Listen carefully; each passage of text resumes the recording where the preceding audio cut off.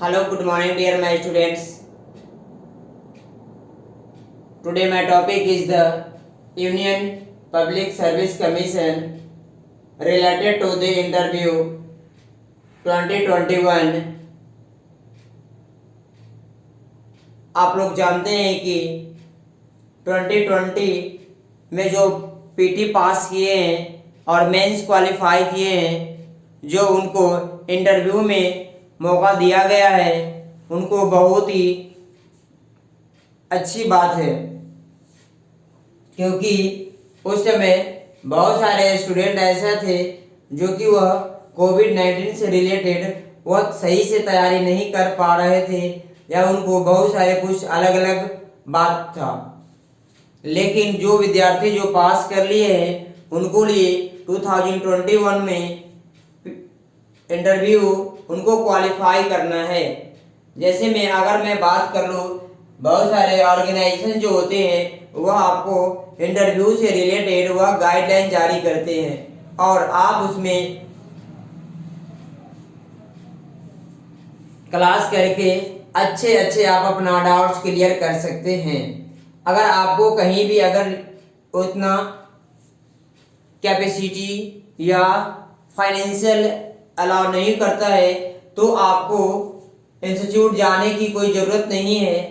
आपने जब इंटरव्यू में आप गए हैं तो आपको इसका मतलब है कि आपके पास नॉलेज है और आप एक प्रशासनिक लायक है, आपको पास नॉलेज है, हर चीज़ आप कर सकते हैं बहुत ही अच्छे से। बशर्ते ये देखना है कि आपका 275 जो मार्क्स है वो आपको कैसे वहाँ से लेना है। तो आपको इसमें ध्यान करना है कि बोर्ड के द्वारा किसी भी तरह का क्वेश्चन पूछा जा रहा है, आपको सिर्फ उसको समझ करके आपको आंसर देना है।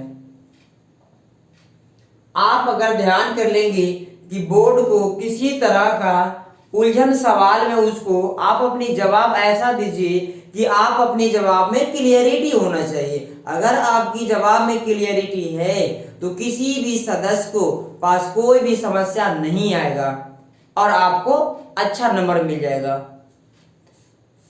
और इसमें बड़े बड़े इंस्टीट्यूट में भी बहुत सारे बच्चे इंटरव्यू की लगातार तैयारी करते हैं, उसके बाद भी जब वो फाइनल इंटरव्यू में जब जाते हैं तो उनका जवाब में भी क्लियरिटी नहीं रहता है।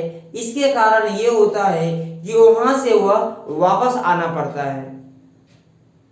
तो सबसे पहले आपका प्राथमिकता होना चाहिए कि आप कुछ भी कहेंगे वो पूरा क्लियरिटी होना चाहिए। एज फॉर एग्जाम्पल, जब आप अपना चेहरा या आप अपना फेस जब आप मिरर में देखते होंगे तो आपको अपना पूरा क्लियरिटी से दिखाई पड़ता होगा, कहीं भी कोई प्रॉब्लम नहीं होता है।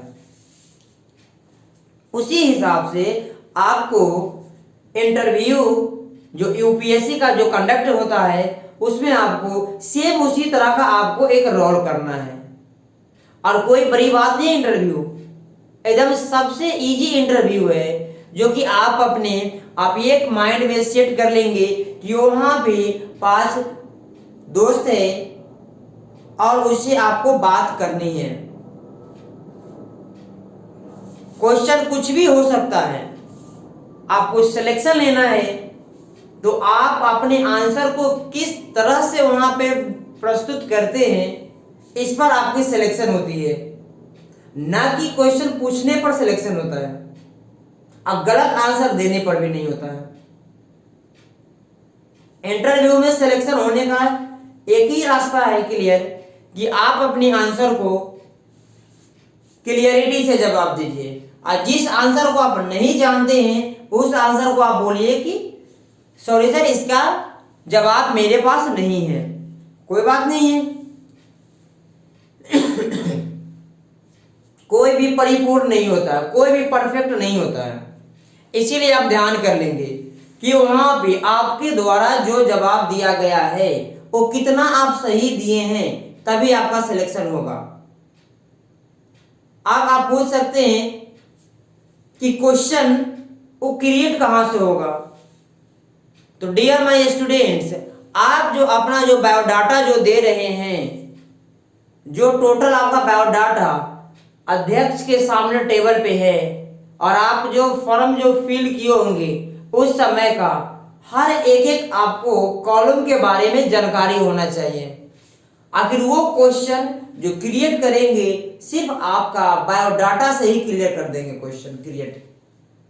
एज फॉर एग्जाम्पल एक क्वेश्चन या दो क्वेश्चन आपका रहेगा ऑप्शनल पेपर से, और जो ग्रेजुएशन का जो सब्जेक्ट है उससे भी रहेगा आपका क्वेश्चन। एक दो क्वेश्चन तो पूछता ही है उसमें, और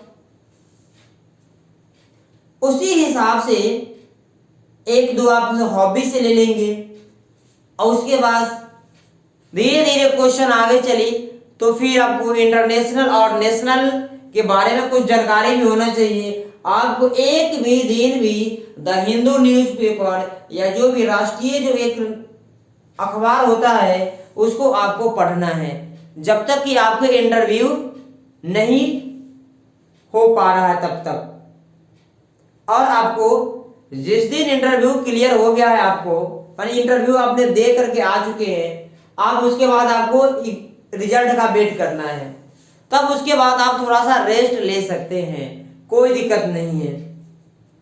तो मैं आपसे एक चीज ध्यान करूंगा और मैं आपको एक चीज का सलाह दूंगा कि आप अपने आंसर को बहुत ही अच्छे से आप एक्सप्लेन करेंगे, तभी आपका सिलेक्शन होगा। क्योंकि सब लोग जानता है कि 2020 जो हुआ है, जो साल था, बहुत ही कहने का मतलब कि स्ट्रगलफुल था, बहुत ही संघर्ष था।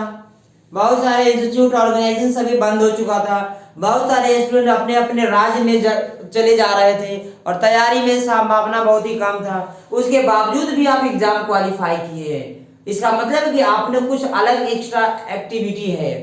तो उसी हिसाब से आप इंटरव्यू में भी अच्छे से आप अपनी बात को रखेंगे। Thank you.